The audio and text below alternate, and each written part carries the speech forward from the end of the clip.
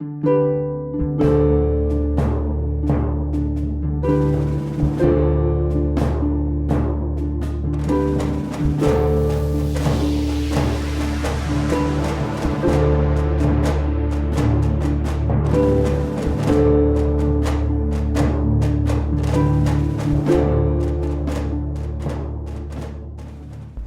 29-inch wheel, because of its circumference, is larger than a 26-inch wheel. So when you approach an object, such as a rock or a log or a root, the 29-inch wheel has a larger, what's called a tack angle. So you can kind of compare a Volkswagen Bug wheel versus a monster truck wheel, to use an extreme example, in that it's easily able to roll over the object versus a smaller wheel, which might hit the bump and then cause the wheel to stall.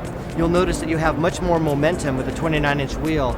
Also, once you start moving downhill, because the wheel is larger, it has more rotating mass and thus more momentum. So when you get to the bottom of the hill, that momentum has now been stored in the wheel and will help you get up the other side, because like a flywheel, the stored energy has to be released in some manner. Another aspect of 29-inch wheels that people rarely understand is the process of inertia and momentum storage. A 29-inch wheel, because it's heavier and larger than a 26-inch wheel, if you have rolling terrain where you're going up and down, while you're going downhill, this is acting like a large flywheel, storing energy as you're traveling down. Now what happens when you get to the bottom and you start cruising back up, this wheel has that momentum stored in it, and it begins to release it as you start climbing uphill. You'll notice on rolling terrain, because these large wheels are acting as flywheels, the momentum is carried much faster. The energy is stored in a much greater amount when you're descending, and then when you begin climbing, it's then released, and so you require less energy to get to the top of the hill because the wheel is helping you climb up. The misconception about 29-inch wheels is that they steer slowly, and I want to discuss about head angles and about the wheels in general. There's a concept known as trail figure. You take an imaginary line from the head tube running through the rear axle to the ground, and then a perpendicular running through the axle. This length right here is called your trail. Now, what was, I think, maybe misunderstood when 29ers first evolved, in that a lot of people didn't really understand about the larger wheels, and basically what they did was they took the geometry from a 26-inch bike, seat tube angle and head tube angle, and basically just put it on a 29-inch bike. But there's some corrections that have to be made. The larger wheel affects this trail figure. So because the wheel is larger, the numbers start falling off in a weird way. Most cross-country hardtails, 71-degree head tube is kind of the de facto standard. But to get that same ride feel and trail number that you get with a 70.5 or 71-degree head angle on a 26-inch bike, you actually have to steepen the head angle of a 29-inch mountain bike.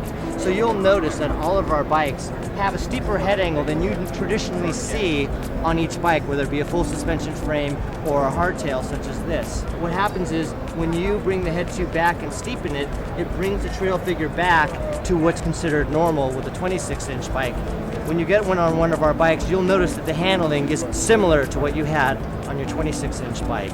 When 29ers first came out, that wasn't fully understood, and a lot of riders rode bikes that were improperly designed, and that caused a lot of feedback to people saying, well, they handle really slow, they turn really slow, because that's what happens when you have a large trail figure. The other misconception about 29-inch wheel bikes is that you have toe overlap. While improper frame geometry can cause you to have toe overlap, all of our frames are designed specifically not to have toe overlap, from small, medium, large to extra large. Subtle tweaks have to be made in your saddle position, centering the rider over the bike a little differently than you would on a traditional 26-inch wheel setup.